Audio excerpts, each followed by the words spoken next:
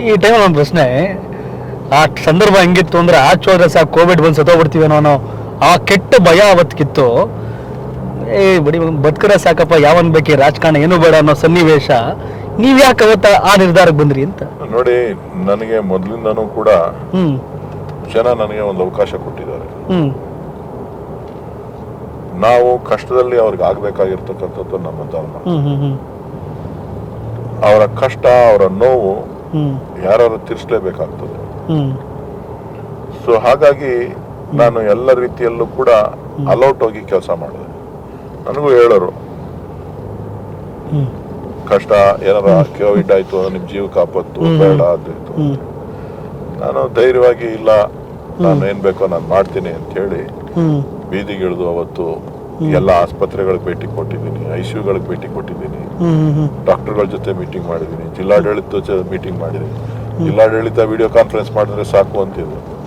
ನಾನು ಬರಲೇಬೇಕು, ನಾನು ನೋಡ್ಲೇಬೇಕು ಅಂತ ಹೇಳಿ ಧೈರ್ಯವಾಗಿ ಕೋವಿಡ್ ಹಾಸ್ಪಿಟಲ್ಗಳಿಗೆ ಊಟ ಎಷ್ಟು ಬೇಕೋ ಊಟಗಳ ಆಸ್ಪತ್ರೆಗಳಿಗೆ, ಕೋವಿಡ್ ಸೆಂಟರ್ಗಳಿಗೆ ಎಲ್ಲ ರೀತಿನಲ್ಲೂ ಮಾಡಿದ್ದೀನಿ. ಇಮ್ಯುನಿಟಿ ಟ್ಯಾಬ್ಲೆಟ್ಸು ಸುಮಾರು 4 ರಿಂದ 5 ಲಕ್ಷ ಫ್ಯಾಮಿಲಿಗಳಿಗೆ ನನ್ನ ಕ್ಷೇತ್ರದಲ್ಲಿ ಇಮ್ಯುನಿಟಿ ಟ್ಯಾಬ್ಲೆಟ್ಸ್ ಅನ್ನ 1 ತಿಂಗಳಿಗಾಗುವಷ್ಟು ಕೊಟ್ಟಿದ್ದೆ.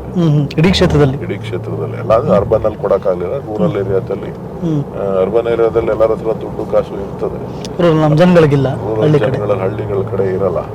ಸೊ ಇಮ್ಯುನಿಟಿ ಟ್ಯಾಬ್ಲೆಟ್ಸ್ ಕೊಟ್ಟು ಅವ್ರಿಗೆ ಧೈರ್ಯ ತುಂಬಿ, ಇನ್ನೊಂದ್ ಕಡೆ ರೈತರು 1 ವಾರ ಆಯ್ತು ಕೋವಿಡ್, ಎಲ್ಲ ರೈತರು ಕಂಗಾಲಾಗೋದ್ರು. ಬೆಳೆದಂತ ತರಕಾರಿಗಳು, ಹಣ್ಣುಗಳೆಲ್ಲ ಅಲ್ಲೇ ಕೊಳಿಬೇಕಾದಂತ ಪರಿಸ್ಥಿತಿ. ನನಗೆ ಯಾರೋ ಒಂದಷ್ಟು ಜನ ರೈತರು ಗೊತ್ತಿರೋರು ಫೋನ್ ಮಾಡಿ, ನಾವು ಸೂಸೈಡ್ ಮಾಡ್ಕೋತೀವಿ, ಬಂದು ನೋಡು ನೀನು ಅಂತ.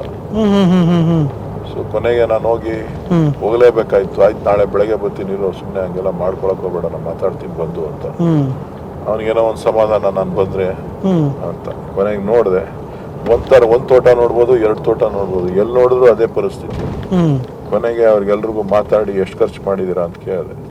ಸರಿ, ನಮ್ಮೊಬ್ಬ ಒಂದು 50,000 80,000 ಅಂದ, ಇನ್ನೊಬ್ಬ 1 ಲಕ್ಷ ಅಂದ, ಇನ್ನೊಬ್ಬ 2 ಲಕ್ಷ. ಸರಿ, ಅಲ್ಲಿ ಎಲ್ರಿಗೂ ಹೇಳ್ಬಿಟ್ಟು ಇರೋದನ್ನೆಲ್ಲ ತೆಗೆದು ಎಲ್ರಿಗೂ ಹಂಚ್ಬಿಡ್ರಪ್ಪ, ರೈತರ ಮನೆಗಳಿಗೆಲ್ಲ ಕುಟುಂಬಕ್ಕೆಲ್ಲ ಹಂಚ್ಬಿಡಿ ಅಂತ ಹೇಳಿದೆ. ಸೊ ಅಲ್ಲಿಂದ ಪ್ರಯಾಣ ಪ್ರಾರಂಭ ಆಯ್ತು. ಸುಮಾರು 10,000 ಟನ್ ತರಕಾರಿ ಹಣ್ಣನ್ನ ಪ್ರತಿ ಮನೆಗೆ ಹಂಚುವಂತ ಕೆಲಸ ಮಾಡಿದೆ.